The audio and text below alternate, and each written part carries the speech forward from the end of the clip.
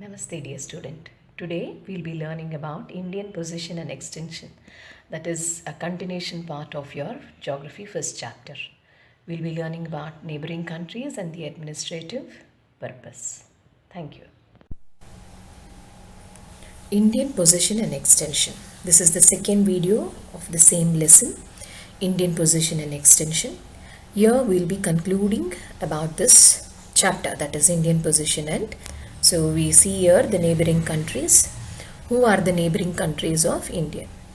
Which means to say that India shares its border with few of its neighboring countries. So where do they lie and how do we share our borders is an idea behind this content. So India has 7 neighboring countries, and which are these 7 neighboring countries? Pakistan and Afghanistan are to the northwest, whereas Nepal and Bhutan are and China are to the north, and Bangladesh and Myanmar are to the east. To the southeast is Sri Lanka, which is separated from the mainland of India by the Park Strait and the Gulf of Mannar. So before understanding the neighboring countries, I would like to tell you what is Park Strait.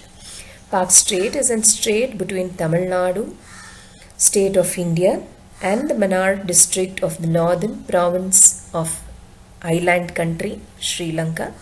It connects to the Bay of Bengal in the north, east to the Park Bay, and then with the Gulf of Mannar in the southwest.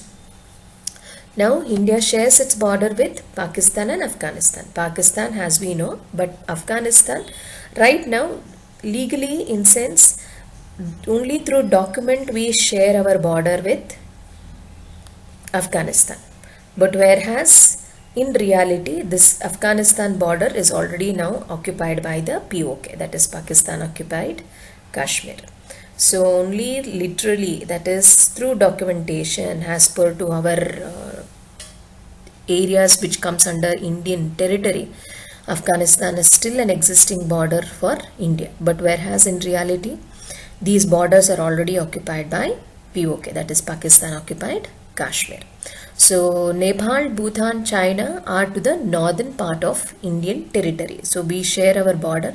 Nepal is an interlocked country where we share our borders with Nepal, and Bhutan and China are to the north, whereas Bangladesh and Myanmar are to the east. Coming down to the south, we can see that southeast is a Sri Lanka. It is an island country and it is separated from the mainland of India by the Park Strait and Gulf of Mannar. Next, we'll understand the administrative divisions of India. What is administrative division of India? India is a democratic republic. India is divided into 28 states and 8 union territories, which includes the national capital of Delhi. Telangana is the new state, Rajasthan is the largest state, and Goa is the smallest state. So here what we understand is India is a democratic republic. What is democratic republic?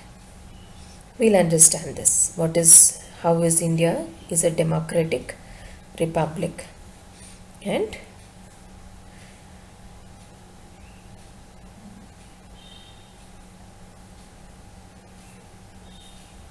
which are the states.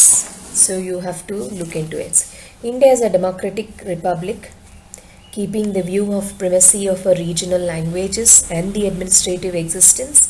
India is divided into 28 states and 8 union territories. So we'll understand this, which are the union territories.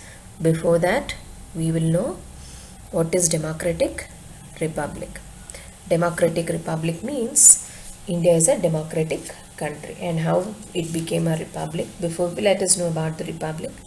As we all know, after independence there were many princely states, and these princely states were brought together. In sense, Sardar Vallabhbhai Patel successfully achieved the merging of these princely state and the provinces with the Union of India. So that was a big challenge which was faced during the time of independence. So it was successfully achieved by Sardar Vallabhbhai Patel. So now what is Democratic Republic? Democratic Republic, which means to say we the people of democratic country, which means to say securing the happiness of everyone is the responsibility of the government in a democratic country. Problems are solved through discussion. Elections are held every 5 years once through universal adult franchise. What is universal adult franchise? At the age of 18 years, and if you are a citizen of India, you will achieve this political rights. And as per to the political right, the constitution provides the adult franchise, that is above this 18 years of age may exercise their right to vote. It symbolizes the sovereign absolute power of the people.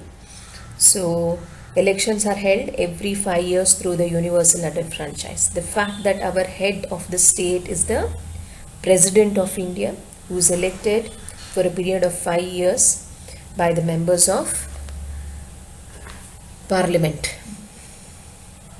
that is Rajya Sabha and Lok Sabha. So now coming to the 28 states and 8 union territories, including the national capital, that is Delhi.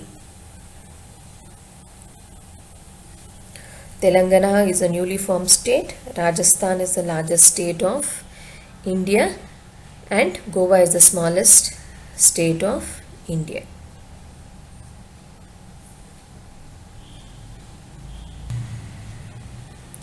Here you can see the Indian political map.